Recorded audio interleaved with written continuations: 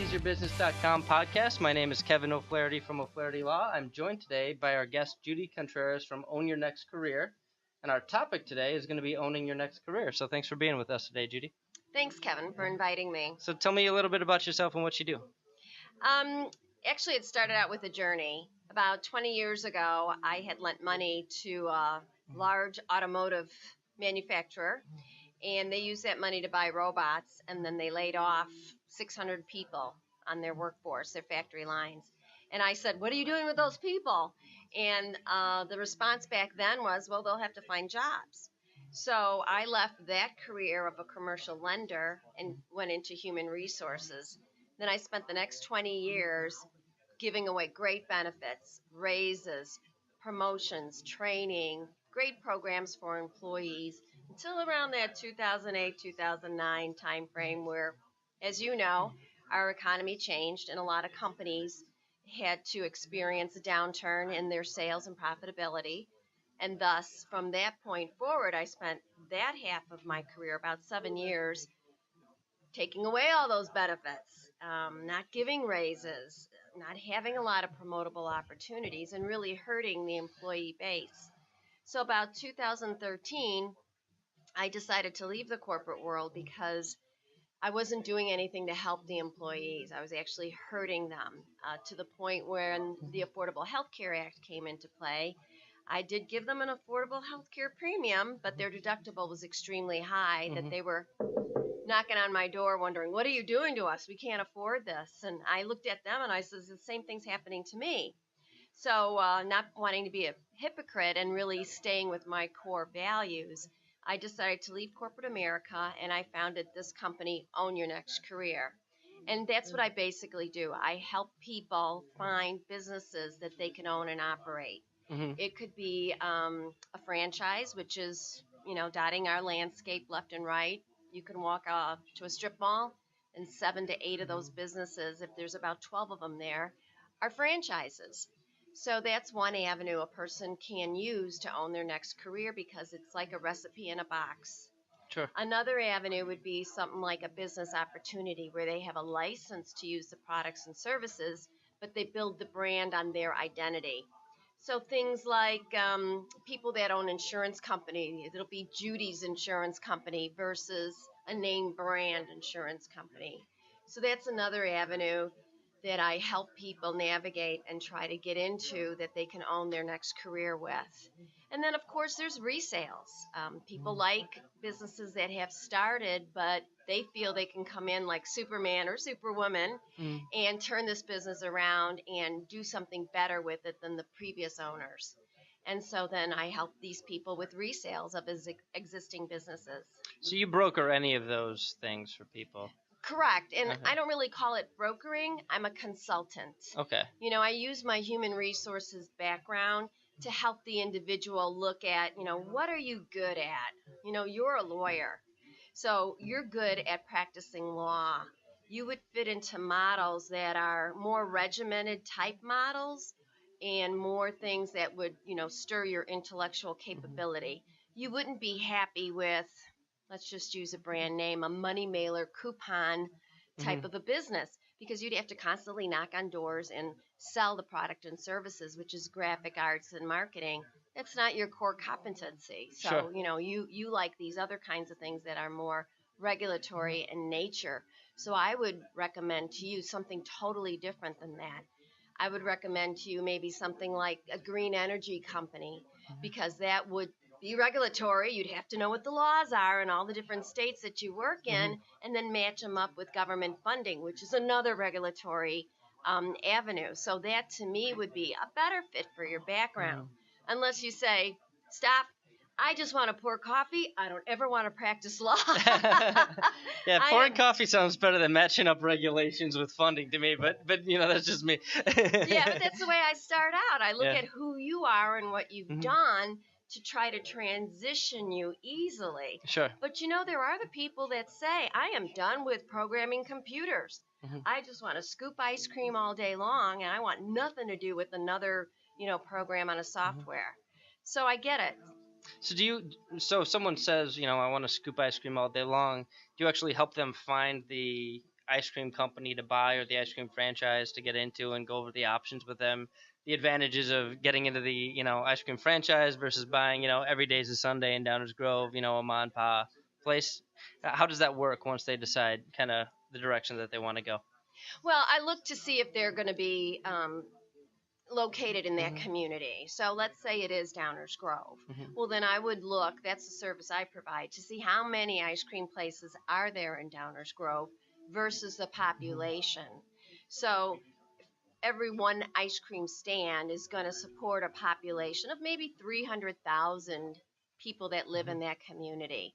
And so, therefore, the larger a community, the more ice cream stands. And that's just an example. So, in that particular instance, I'd say, yeah, there's room for an ice cream stand down here in Downers Grove. There would be a good location to put it, make sure there's enough traffic count that's going by that corner, number one.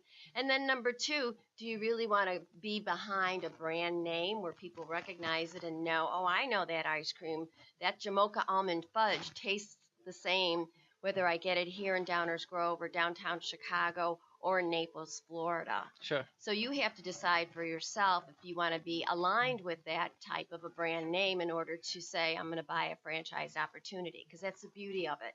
You have brand recognition, you have quality control of ingredients, and you have this, brand and identity that goes for that location no matter where it's located anywhere in the country. The converse is, do you really want to start your own business? Because the difference between the two is, starting your own business, you're by yourself. You have to be the marketing person, the sales person, the IT person, the CPA, sure, the lawyer. And when you buy a franchise, you just have to scoop ice cream. The rest of it is the company supports you with all that stuff. So you have like a whole team right behind you versus being on your own and having to do all those jobs, frankly, that you don't know how to do. I don't know how to be an accountant. I don't know how to be an IT person, and I certainly don't know how to be a lawyer. I can scoop ice cream, though, because I'm a mom and I have 3 kids. So you have to kind of decide which one's going to be a better fit for you for your investment, because both are basically going to cost the same amount of money at the end of the day. You have to have the space to put the product or service in. You have to have the product or service, and then you have to have some way to market your product service to let the people in the community know that, hey, my doors are open, come and taste us. So cost-wise, it's about the same. So you don't feel like the franchise is any more expensive than just doing it on your own, because you're going to outlay those costs elsewhere if you do it on your own and try to reinvent. I don't feel that way, correct. And I think you're getting a better bang for your buck by investing in a franchise, simply because you get a team with you. And you know what the other positive thing is? I'm going to say that the franchise scores one here. And that is when you do marketing for your business. They've already made the mistakes. So let's say, for example, in our ice cream business, you think as an entrepreneur, I give out free scoops every Wednesday to attract people to come in and taste my product so they could buy it the other 6 days of the week. The franchisor may have said to you, oh, no, we don't do that. We found that strategy is a dumb strategy. You wind up losing product and inventory and not gaining more market share that way. They might suggest for you, instead of spending $5,000 in free ice cream scoops, you're better off spending maybe $2,500 in a mailer that says buy one, get one free. So the person can try the one, but also get the other one free. So you've got kind of some corporate intelligence behind what you're doing. Oh, yeah. Absolutely. You're kind of playing with the big fish, and you don't have to spend the money to do the market research on that. Exactly. They did that. Okay. A lot of these franchisors start their business at a certain year, but they don't franchise until a few years later. And it's very important to know that, because then they've worked out the kinks. Sure. They've made the mistakes. They bought the wrong accounting software to manage their business. So by the time you get it, you get the finely tuned wheelhouse of things that support you, and all you do is grow your business. So I know I used to own an Anytime Fitness franchise before I started my law firm. I was a part owner, really a silent partner, but it was kind of an easy a much easier thing to set up than my own business. It was, we had the recipe, like you said, the steps that you followed, and it wasn't rocket science to get it up and running, and we were successful, and we sold it for double what we put into it after a couple of years, and it was a really good experience. But I know that franchises kind of vary widely in, cost, and there's good franchises to be in, and there's bad franchises to be in. And if someone's just a business owner saying, I want to own a business, I'm not particular about what kind of business I want to own, how do you help them make the judgment of, whether to own a Taco Bell or a gym, or, which franchises are the best to be in and which are the most costly or worst? Well, to answer that question, there's about 70 to 80 different industry categories in franchising. And there must be maybe 550,000 models to choose from. And I will not be the first one to say I know every single one of them. Sure. But I do know some pockets. So to answer your question, and high five on Anytime Fitness. Oh, thank you. Very good brand to own and then sell. That's very good one. But you need to understand the pockets. Right now, senior care is a hot pocket. And a lot of people think it's saturated. No way. When you look at the numbers of the baby boomers entering into the senior care market, it is still going up, and there's not enough to keep up with that demand. So that may be a pocket that I would talk to you about and say, hey, are you interested in a senior care? And then we go through a guided process to kind of understand what services you want to provide and what you're comfortable with providing. Because you may say, I want nothing to do with medical senior care services, or I want nothing to do with home care. I don't want to hire people to be in people's homes and take care of mom and dad. Okay, fine. There's models out there that don't do that. So you have to understand what each industry is going to give you. Automotive industry is still a very good industry. Now, you and I live out here, and I'm sure we could drive down Main Street, Downers Grove, and we will see a couple of automotive repair shops. And you might think, gosh, they're so close together. They're like miles apart.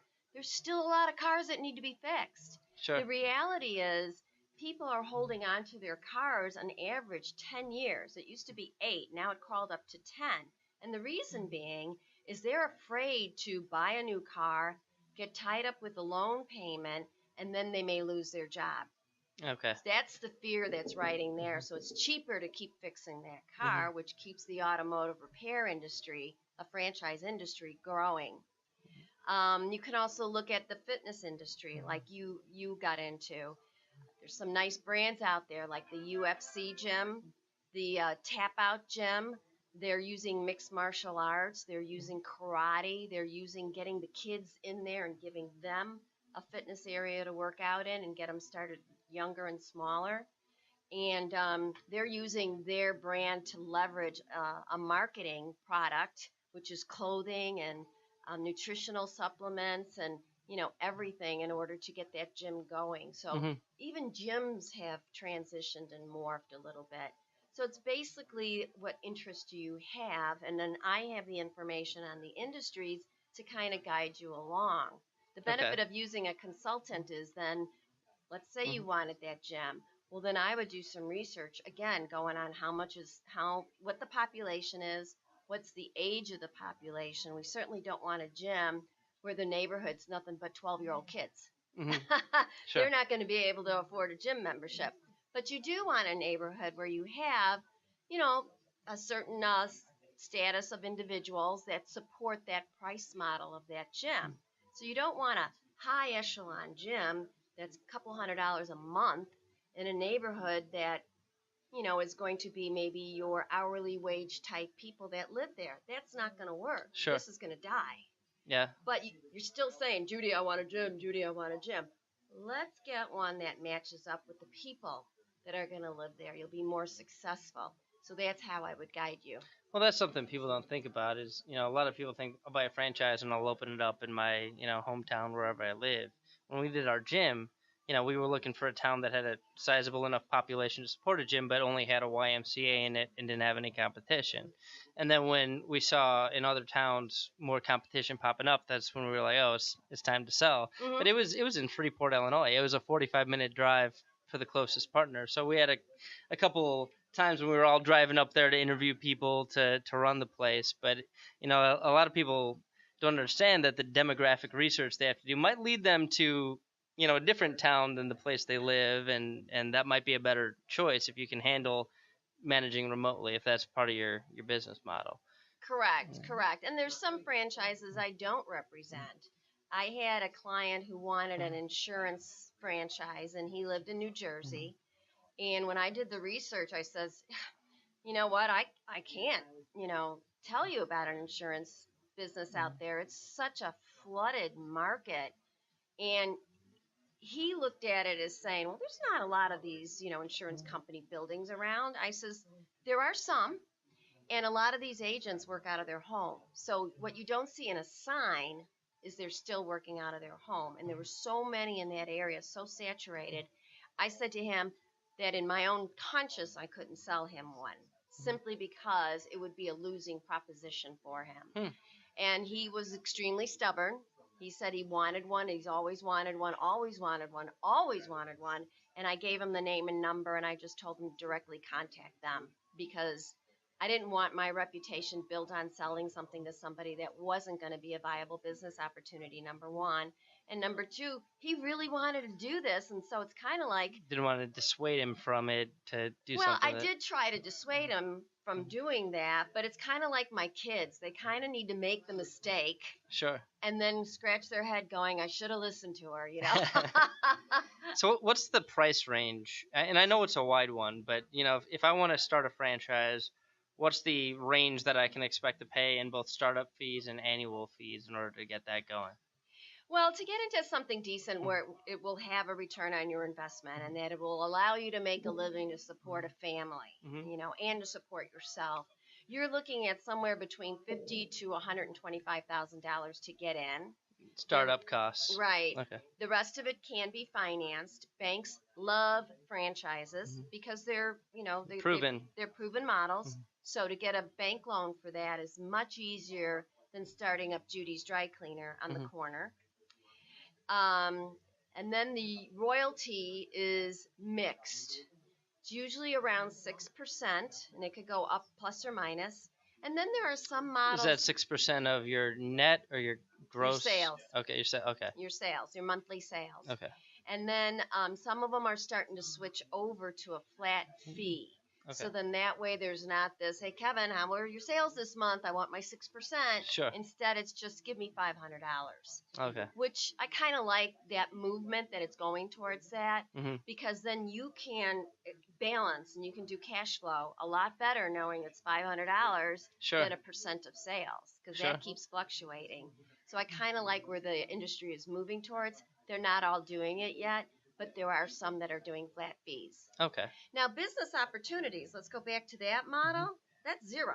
You buy the license, you get the support, but there's no sharing of your revenues. So what do the people that you're buying the license from get out of it? Just the payment for the license? Is that about it? They get the payment for the license. It's a package deal.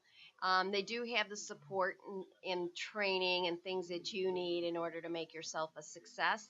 But it's a lot more entrepreneurial, so you can kind of run your business the way you want to. For instance, I belong to a business opportunity. I paid a flat fee, and I'm running Own Your Next Career and using their resources. And I can build this the way I want to build it. When I have a question about something or I don't know how to do something, I pick up the phone and I can call anyone there and they'll help me. Oh, that's really nice. So it's like having a franchise and a family behind you. They don't provide the accounting software or the legal stuff, so they kind of skim on those kinds of things. But it's a little bit more entrepreneurial. So for the person that doesn't want to wear, the gray sweater and the kind of the mode of the dress for the brand, you might want to look at a business opportunity. And what's the range that you can expect to pay for those licensing fees? Business opportunities, I'm going to say around $25,000 to $30,000. They're more flat fee type things. There's a couple of them that sprinkle in at around $75,000, and I know of one that's $150,000. But they're usually around that, $25 to $30,000 for a business opportunity, and then that's it. No more fees. What are a couple for someone looking to get into their next career, whether it's any of these options we talked about? What are a couple do's and don'ts that you have for those types of people that that they're just starting to ruminate in their brain about which direction they want to go? What are some things to think about? Well, you have to first cross the line and say, I want to go into business for myself. Whether you That's a pick tough line to cross. Yeah, because there's a lot of that, security blanket of having a job and that regular paycheck on Friday. So you have to make that leap of faith and say, I am going to do this. A lot of my clients are frustrated with the corporate world. A lot of them have been laid off time and time again. I only have one customer that does not even want to get a job, a graduate of a college, and wants to go into business for himself. That's bold. Yeah, he's determined, and it's like the one, kind of like my, foster child. So that's the first step, to really say to yourself, I am ready to now look. And then the next thing that I would recommend is that you do work with a consultant. This is not like going to the store and 2% milk, 0% milk, or whole milk. It's not like that at all. You need a lot of information to get there. And so working with a consultant will help you. And then a good consultant will help navigate that sea of franchises out there. If you were interested in buying a gas station, how would you know that we need to figure out what the car count is to determine how many gasoline pumps you need at the gas station? I would not. And why would you buy a gasoline franchise on a corner if your car count is low and spend all that money for 2 pumps? Sure. To me, I would say it's not worth it. Let's go somewhere else to look for this gas station. And that actually has happened to me. It's like telling the guy, for 2 gasoline pumps, you're going to spend all this money? Yeah, I know you're going to get lottery ticket sales and cigarettes and coffee and maybe the hot dog and the donut. But truly, the margins on those are good, but they're dollar items. You're going to have to sell thousands and thousands and thousands of dollar items. So, my recommendation is let's just move down the street a couple of miles out to see if we can find a corner that has more car count to make it worthwhile to put some money into this. Go to 4 pumps at a minimum because it costs a lot to get a gas station. So how do you charge for your services? Because a traditional broker would, take a percentage of the deal, but you're really kind of working more on, you're just a resource for the purchaser. You're not brokering anything, really. You're Correct. helping the purchaser. Is it an hourly rate, or how does that work? It's actually free. The one thing in this world that's actually free. I am calling BS on that. So how do you get paid then? I get paid by the franchisor. Okay. In this industry, the franchisor gives me a commission for the sale. The price is the same no matter if you use a person or not. Okay. The reason they like working with someone like myself is because I bring them a qualified candidate. Here's a good example. The restaurant industry likes it when people buy their franchises, but they want people that are experienced in the restaurant industry. It's a 7-day-a-week, 16-hour-a-day. It's a tough business. Tough business. Lots of employees that you have to put into a restaurant. And so it's not for a lawyer, and it's not for an HR person, believe me. Sure. So I would not introduce you or I to a restaurant. I would tell both of us we're not qualified. Just like when you go for a job interview. I can't interview for a lawyer job. I'm not qualified. And everybody has the fantasy of owning a restaurant or a bar, and I've heard nothing but horror stories from people that aren't qualified to do it, that aren't pros in the industry, trying to get into something like that and failing. Right, yeah. right. It's got to be the right location, and you have to have the right experience. You have to be thick-skinned. You have to be able to, jump ship and go in when an employee doesn't show up and you got no one else to cover. You're working evenings and long, weird hours. Yeah, not for me. But that's how I get paid, is I bring them a qualified candidate. So what happens if someone says, I don't want a franchise, I want to just buy someone's business? Do you act as as a broker in that situation? Yeah, if they want to buy someone's business, again, it would be in my portfolio, and the same thing happens. I get a commission from the From the business. seller. Yep, the Okay. business that's being So there's sold. no real downside to working with a consultant like you. Right, there's no real They get basically downside. free advice. They get free advice. All right, I'll retract my BS comment. That's It is free advice. Now, you know what? I have to manage my time, and sometimes I get some tire kickers in there, and sometimes I get the young person who, you know, really thinks they want to conquer the world, and you know what? God bless them. But, you know, I do kind of filter them out kind of quickly. Like, do you have capital? Do you have a credit score? You know, who else can partner with you in this business should you not be liquid and financially capable enough? Sure. And then when they're not qualified by me, I've put some time into it, but then I would say to them, you know, hey, listen, let's just keep connected.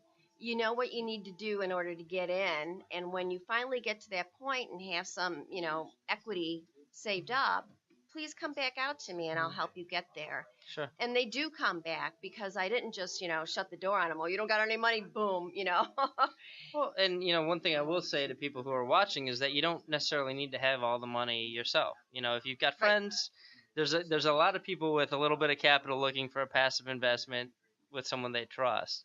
And you know, when we're talking about opening up another gym, which we're doing, you know, I've got people coming out of the woodwork saying, "Hey, let me know next time you guys open up your next gym." And I could have $0 to invest myself if I wanted to, and you know, get, you know, people that want a good passive investment. If you've got people that trust you in your business sense and all that sort of thing. So exactly. I capital... got 2 gyms to sell you to, by the way. Well, we'll talk offline. But capital doesn't have to necessarily be a stopping point for you if you really want to get off on your own. Exactly. There's a lot of good financial solutions out there to help people get into business. Veterans, for instance, there's veteran programs.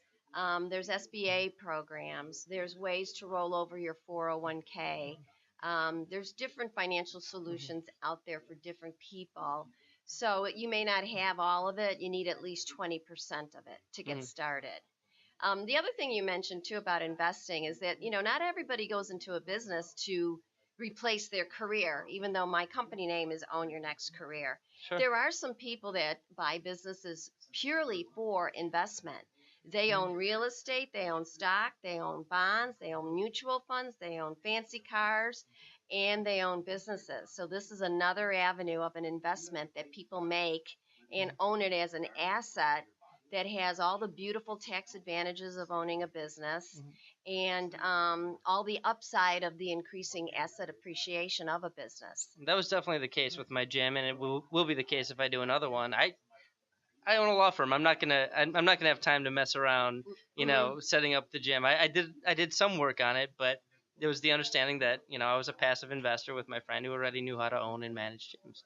So in that situation, you know, I was the guy that had some capital to throw around and wanted to give it to somebody, and now I kind of know how to do it by being a passive investor. And if I, you know, ever said, screw the law, I'm done with this, it's too much work. Right. You know, I got a little know-how from being a passive investor on how to do it myself if I ever wanted to down the road. So it was a good experience. We made some money off of it, and I'd recommend it to people rather than getting, you know, 0% interest in your savings account or 0.1% or whatever they're getting right now. You know, stocks are a good way to do it too. But if you're hesitant to get into the stock market, investing with somebody that you're a friend of or getting off on your own and having a passive investment is a good way to take some of that capital you've built up from your day job and start looking towards retirement. Absolutely, and you're right about that because you have a controlled investment versus the stock market, which is somewhat out of your control. Sure.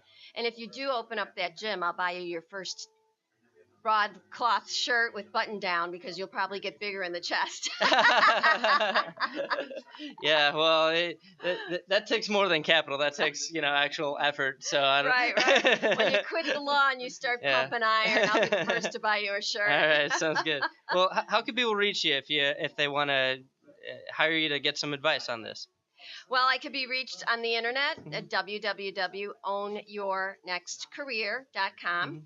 You can write me an email, Judy@ownyournextcareer.com, or my phone number, which is 630-890-5590. All right. Well, thank you so much for your time today. It's been very enlightening. Good. Thank you.